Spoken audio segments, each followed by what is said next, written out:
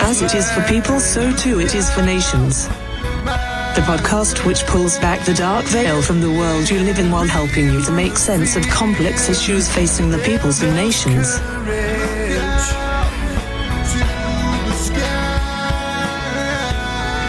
Well, hello, everybody.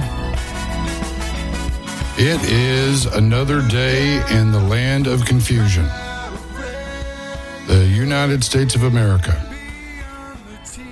Now, there's a lot of things we could debate about. Being united might be one of them. But at this juncture, I want to tell you a little story. I was just recently in Alabama, in a little town, Gadsden, not far away from Huntsville. And I had a really amazing time. For a long time, I kind of had the vibe, I kind of had the feeling that what I loved about Main Street America had completely disappeared.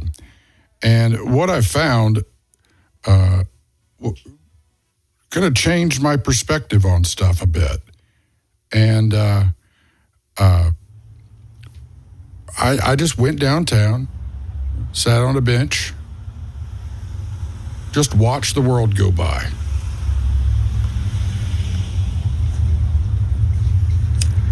Observe people. It was amazing. People actually said hello. They were friendly. They were kind. They wanted to have conversations. This is actual audio from Gadsden, from that moment when I first sat down. And just close your eyes and take it in.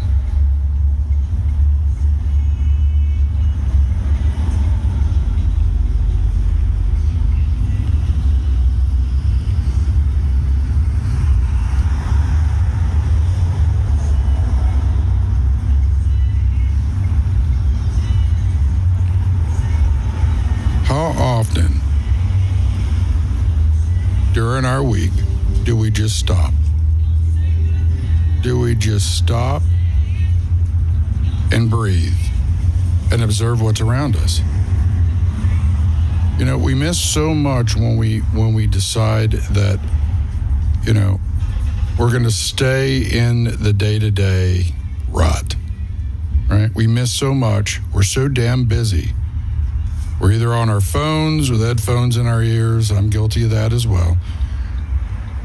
And we kind of live in these bubbles. And what was amazing to me being in Gadsden was when I stopped doing that and just sat down on a little bench on a main street and took it in, I made myself available. Available to see, to listen, to interact with whoever and whatever was going on. And this gentleman came out. I was sitting in front of a coffee shop. And this gentleman came out and had an Alabama Crimson Tide t-shirt and hat on. He was inside playing chess. And he took a break, came out and had a cigarette. So I said, I'll have a cigarette with you. And we started talking, and it was amazing. We were both at the University of Alabama together at the same time. We didn't know it. He brought up Coach Gene Stallings. We had gotten into a conversation about how this country really has a lack of examples of what real leadership looks like, and just kindness, and what was really cool is he pulled this story out that just, it was just an everyday situation, but it was a great story. And I think I'd like to, kind of share that story with you, so here we go. And tell me what you think, afterwards, but just kind of think about how this all happened. All right? All right, man. Tell me that story. Okay. Here's why Coach Stallings and his family loved me. I was in college working at the Sheraton, and while they were staying there, and on Christmas Day, there were 152 rooms in the hotel, but only 3 occupants. One of the groups being Coach Stallings' family. Me and a buddy of mine who was from Connecticut, so his family was far away, we decided just to ride it out in Tuscaloosa and drink beer and have Christmas. Right. So Christmas morning, 8:30, 9 o'clock or so, down comes Coach Stallings. And he pulls me and my buddy Greg aside. He goes, "Hey, listen, we've got some kind of function at the university. Just take about an hour. Would y'all mind just keeping an eye on Johnny for us?" "No sweat, Coach. Be happy to."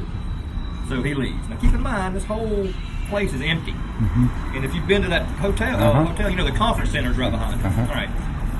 So Coach and his wife leave. Back in those days, before the internet and iTunes and all that stuff, you had these cassette tapes that you'd put into the wall, playing John Tesh music. Yeah. You know. Yeah. So we ripped that thing out. I put in Led Zeppelin 4, and we cranked it up as high as it would go. We took Johnny and put him on a bell cart, and we were zipping him up and down the hallways. Oh, that's Having awesome. a blast. Just a blast. That's a pretty hefty run from one end to the other, so me and my buddy are taking turns. By the time I wheel him back up to the front door, lo and behold, the general manager of the hotel walked in. He was not happy. I'm about to get fired on Christmas morning, right? He sends us home, me and my buddy. He says, "You boys need to come see me on Monday morning." And we figure it's to pick up our last paycheck because we've just gotten fired on Christmas Day. We leave. Well, Johnny goes back up with Coach and tells Coach what a wonderful time he had, and how much cool we are, and how much fun he had, blah, blah, blah, blah, blah, blah. So Monday morning rolls around, and me and my buddy roll into the GM's office to pick up our last paychecks, we think. Right. He's looking at us, man. He's not happy. Right. He goes, "Boys, I got something for you." And we think it's going to be a pink slip.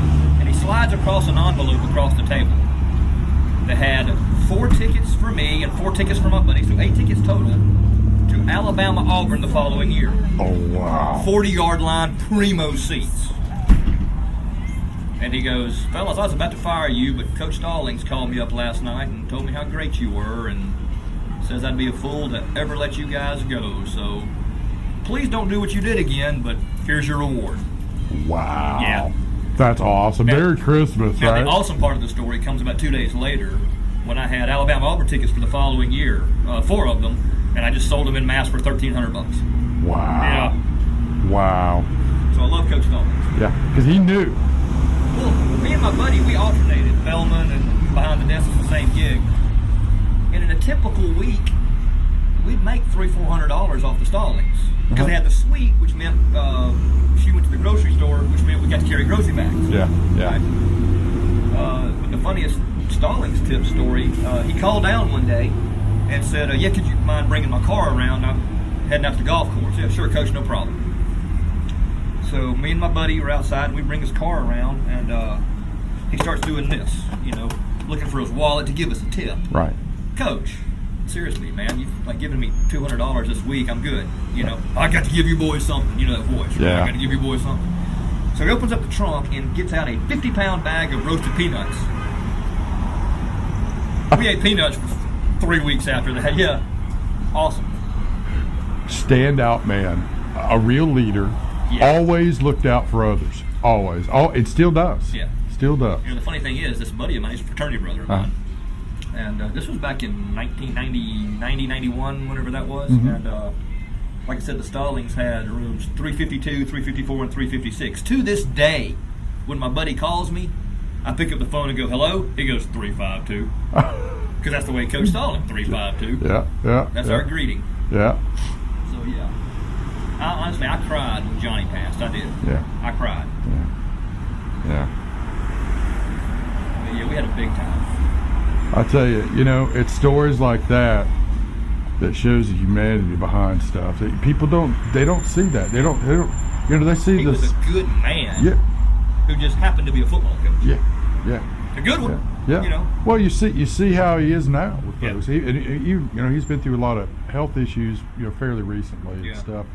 But he keeps coming back, man. And I'll tell you what, I mean,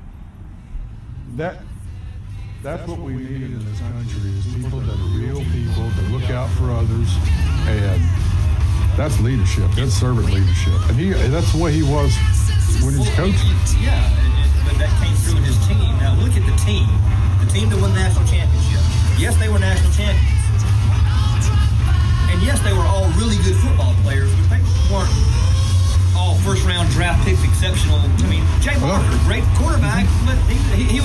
good college quarterback. Look at yourself and describe what you see. Baby, baby, baby, do you like it? There you sit, sit and stare like a book on a shelf, but still. I'm trying to find it. You really don't care if they're coming. Oh, oh, oh. I know that it's all a state of mind. Ooh.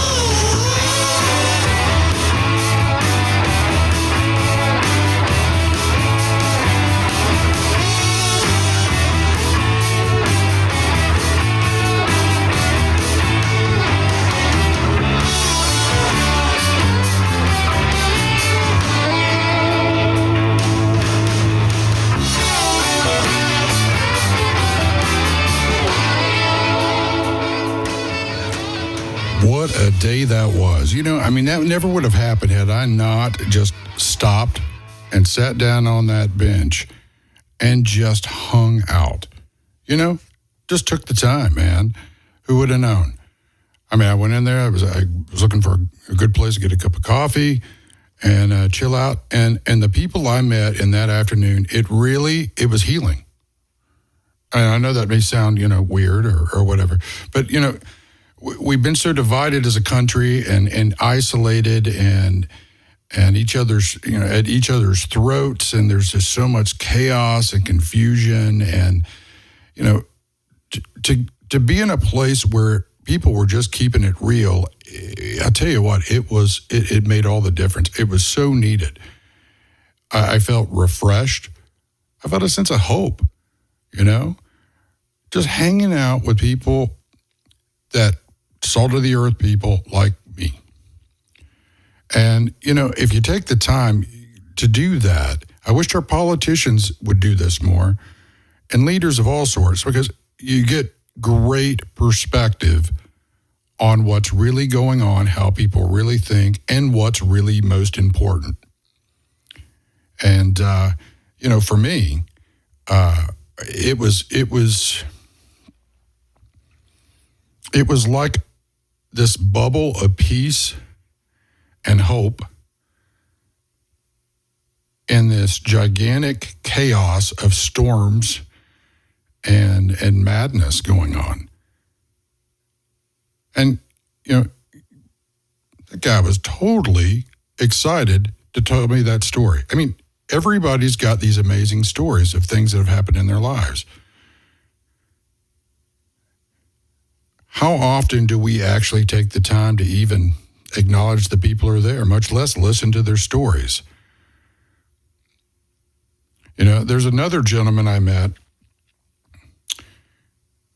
and I was sitting at the back of the coffee shop, and this gentleman walked in,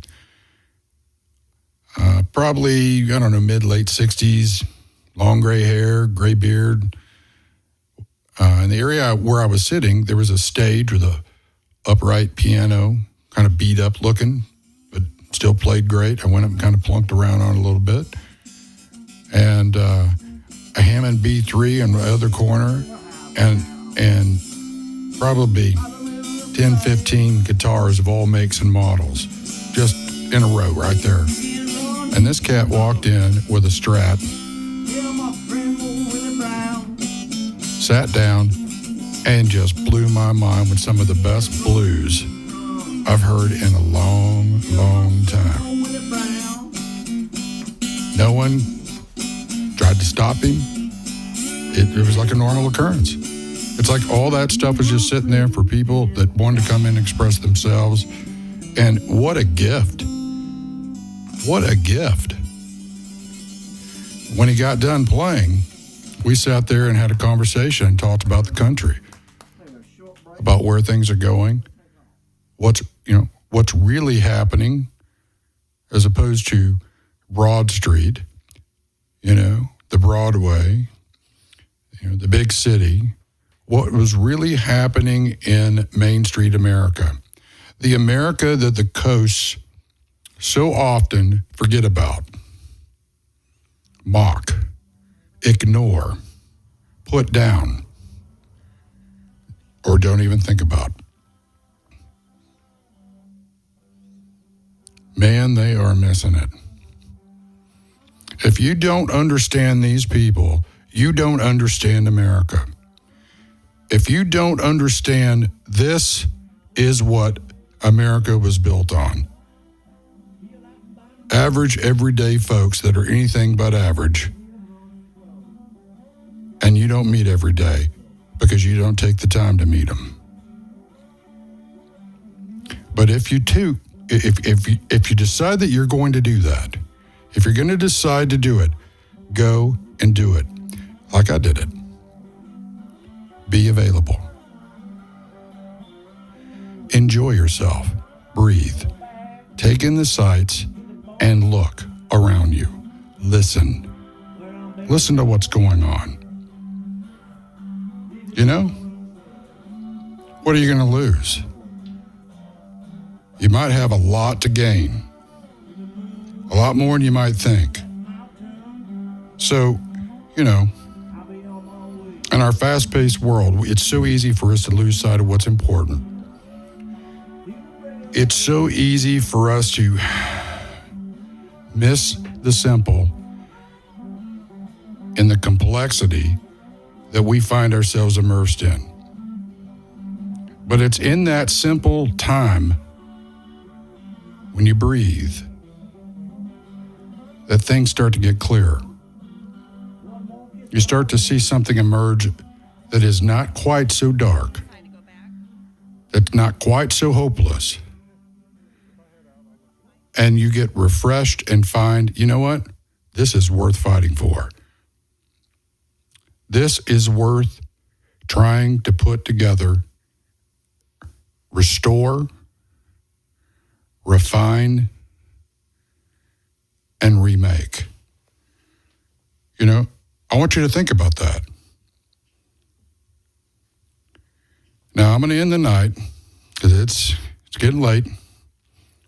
Everybody needs to get to sleep. I need to get to sleep. But I want you to close your eyes and imagine you were sitting on that bench with me, observing. I want you to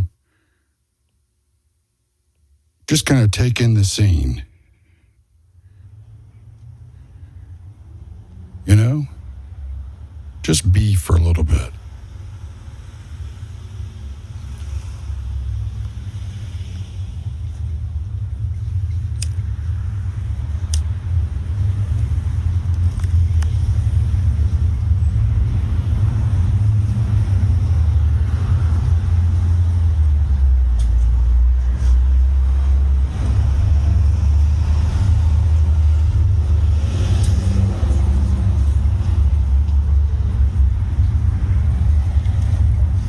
Remember when you had hope, when things were more simple, and ask yourself what you've gained by living in a world that tells you everything has to go faster, everything has to be new and shiny and digital. Think about what you've lost. And think about what you could gain or regain or experience for the first time. All right? It's really important that we change how we view things. All nations are made of people. People are amazing. If you want an amazing country, start giving them a chance. Start giving them a chance to amaze you. And be amazing in doing it. And be amazed in doing it. How you doing today, brother? Just be a part of it. Be aware of it. Think about breathing.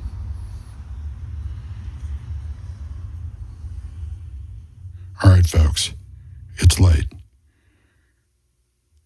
I gave you a lot to chew on. But I want you to get some rest. I want you to sleep well.